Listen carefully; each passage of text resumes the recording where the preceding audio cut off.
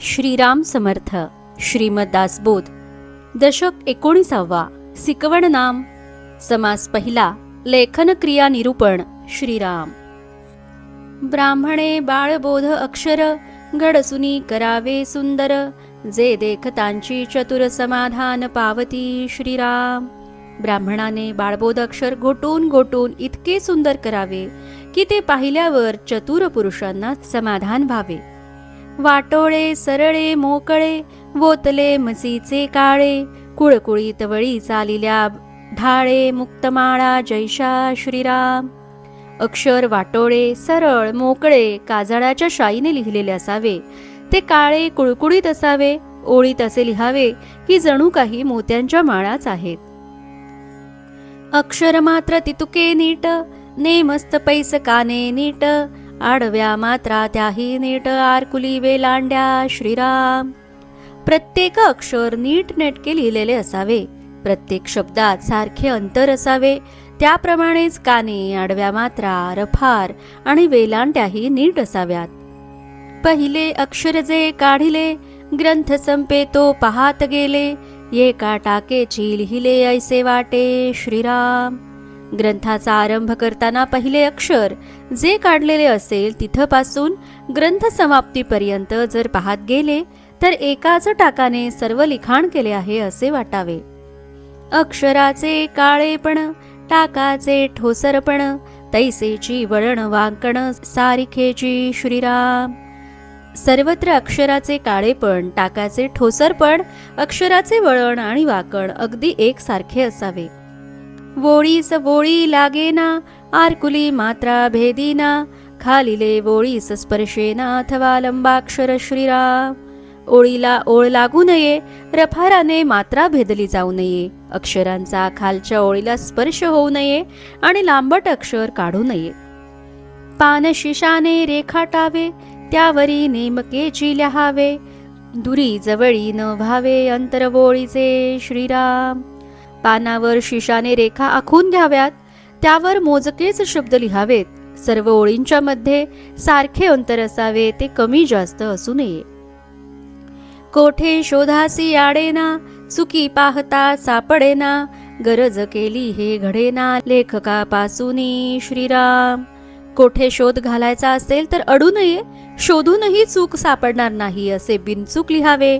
कुणालाही ते वाचता यावे, वाचायलाही लेखकाची आवश्यकता लागू नये असे लिहावे.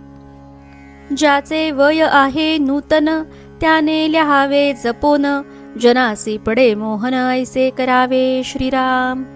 ज्याचे वय लहान आहे त्याने जपून लिहावे, अक्षर पाहूनच लोकांना वाचण्याचा मोह व्हावा अशा प्रकारे लिहावे. बहु बारीक तरुणपणी, कामा नये म्हातारपणी, मध्यस्थ लिहिण्याची करणी केली पाहिजे. श्रीराम. फार बारीक लिहिलेले तरुणपणी वाचता येते, पण म्हातारपणी ते उपयोगी पडत नाही, म्हणून मध्यम आकाराचे अक्षर लिहिण्याची सवय केली पाहिजे. भोवते स्थळ सोडून द्यावे, मध्येची चमचमीत लिहावे, कागद झडताची झडावे न लगेची अक्षर. श्रीराम. आपण लेखन करताना सभोवती मोकळी जागा सोडून मध्ये स्पष्ट आणि ठसठशीत लिहावे. काही काळाने समजा कागद झडला तरी अक्षर झडू नये. ऐसा ग्रंथ जपोनी लिहावा, प्राणीमात्रांस उपजे हेवा, ऐसा पुरुष तो पहावा म्हणती लोक. श्रीराम. ग्रंथ असा जपून काळजीपूर्वक लिहावा की मनुष्य मात्रांना हेवा वाटावा. ज्यांनी हा ग्रंथ लिहिला त्या पुरुषाला पहावे असे लोकांना वाटावे. काया बहुत कष्ट व्हावी, उत्कट कीर्ती उरवावी, चटक लावूनी सोडावी काही एक. श्रीराम. लेखनासाठी भरपूर शरीर कष्ट व्हावे आणि उत्कट कीर्ती मिळवावी, लोकांना चटक लागेल अशा प्रकारे लेखन करावे.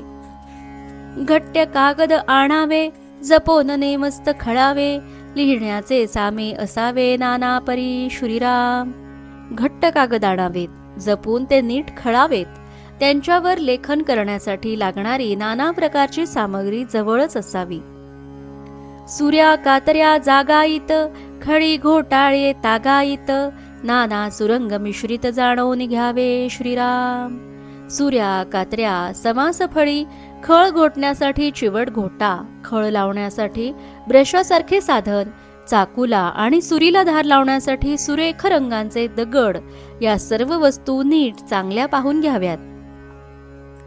नाना देसीचे बरू आणावे, घटी बारीक सरळे घ्यावे, नाना रंगाचे आणावे नाना जिनसी श्रीराम.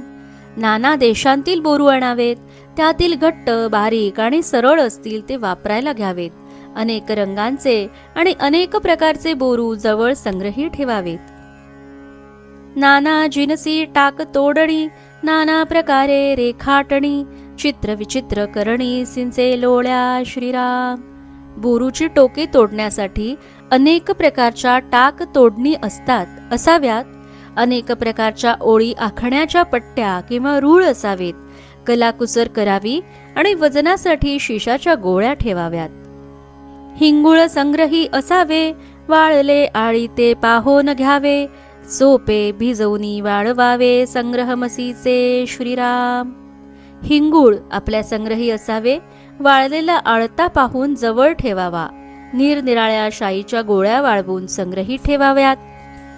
तगटी इतश्रया कराव्या, बंदरी फळ्या घोटाव्या, नाना चित्री चिताराव्या उंच चित्रे श्रीराम. ग्रंथ लिहून पूर्ण झाल्यावर शेवटी इतिश्री असे लिहावे. सुरत, मलबार इत्यादी बंदराहून आणलेल्या फळ्या घोटाव्यात आणि उच्च प्रतीच्या त्या फळ्यांवर उत्तम प्रकारची सुंदर चित्रे काढावीत. नाना गोप नाना बासने, मेण कापडे सिंदूर वर्णे, पेट्या कुलपे जपणे पुस्तका कारणे श्रीराम. ग्रंथ बांधून ठेवण्यासाठी नाना प्रकारचे गोप, नाना बासने, शेंद्री रंगाची मेण कापडे आणि ग्रंथ सुरक्षित ठेवण्यासाठी पेट्या कुलपे वगैरे आणून ग्रंथ जपून ठेवण्यासाठी काळजीपूर्वक प्रयत्न करावेत. काही शब्दांचे अर्थ असे. हिंगुळ, हिंगुळ म्हणजे एक लाल रंगाचा पदार्थ होय. पारा, गंधक व लाख यांच्या मिश्रणापासून तो तयार करतात. ग्रंथाचा आरंभ, शेवट आणि ग्रंथातील आकडे यावर तो लावतात. आळीता, आळीता म्हणजे कापसाचा वाळवलेला रंगीत बोळा. लाखेपासून तयार केलेल्या तांबड्या रंगामध्ये कापसाचा बोळा भिजवून तो वाळवून ठेवायचा. जरूर लागल्यावर पाण्यात टाकला की तांबडी शाई तयार होते. सोपा, सोपा म्हणजे शाईत बुडवून ठेवलेली चिंधी. पूर्वी निरनिराळ्या रंगांच्या शाईमध्ये चिंध्या भिजवून त्या वाळवून जवळ ठेवीत. हवा तेव्हा उपयोग करीत निरनिराळ्या रंगांच्या शाईचा संग्रह करण्याची अशी पद्धत होती. इति श्री दासबोधे गुरुशिष्य संवादे लेखन क्रिया निरूपण नाम समास पहिला समाप्त. जय जय रघुवीर समर्थ.